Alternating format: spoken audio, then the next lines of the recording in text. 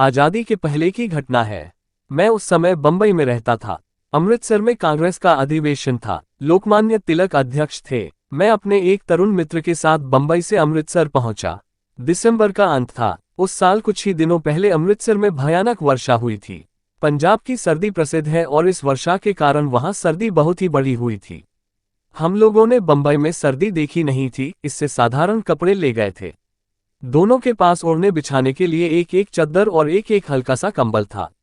अमृतसर में हम लोग महामना मालवीय जी के डेरे पर जाकर ठहरे। महामना का मुझ पर बड़ा स्नेह था। एक बड़ी धर्मशाला में वे ठहराए गए थे।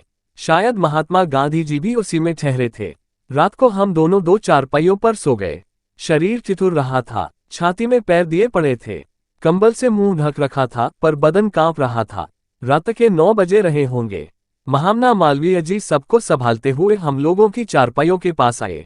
मुंह ढके सिकुड़े सोए देखकर उन्होंने पूछा, कौन हो, कहाँ से आए हो, खाया कि नहीं। मैंने मुख पर से कपड़ा हटाया, तुरंत उठकर खड़ा हो गया, चरण स्पर्श किया। मेरे साथी ने भी उठकर चरण स्पर्श किए। हम लोग कांप रहे थे। उन्होंने मुझे पहचानकर पूछा, कपड़े कहाँ हैं? मैंने कहा, बिछाओ और रखे हैं ना। वे बोले, बस यही कपड़े हैं। तुम्हें पता नहीं था क्या यहाँ कितने कड़ाके का जाड़ा पड़ता है? अमृतसर को बंबई समझ लिया। ये कहते कहते ही उन्होंने अपने साथ आए हुए एक पंजाबी सज्जन से कहा, जल्दी 8 कंबल लाइए।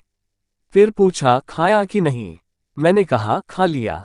फिर बोले, देखो तुमने बड़ी गलती की जो मुझसे कहा नहीं। ये तो मैं आ गया, नहीं तो तुम लोगों को रात को बड़ा कष्ट होता और पता नहीं इसका क्या नतीजा होता। क्यों इतना संकोच किया? मैं क्या उत्तर देता? इतने में 2-3 आदमी 8 मोटे कंबल ले आए। 2-2 कंबल हमारी चारपाइयों पर बिछा दिए गए और 2-2 ओढ़ा दिए। गरम चाय मंगवा कर दोनों को पिलाई। जब तक हम लोग चाय पीकर सो न गए तब तक वे वहीं एक कुर्सी पर बैठे रहे। हम लोग उनके जाने पर ही सोना चाहते थे, पर उन्होंने कहा, जब तक तुम लोग ओढ़कर सो नहीं जाओगे तब तक मैं नहीं जाऊंगा। इसलिए हमें सोना पड़ा। उन्होंने हम लोगों को ही नहीं, वहां ठहरे हुए सबको संभाला, देखा और सबकी आवश्यकताएं पूरी की। उनकी यह ममता देखकर हम लोग दंग रह गए।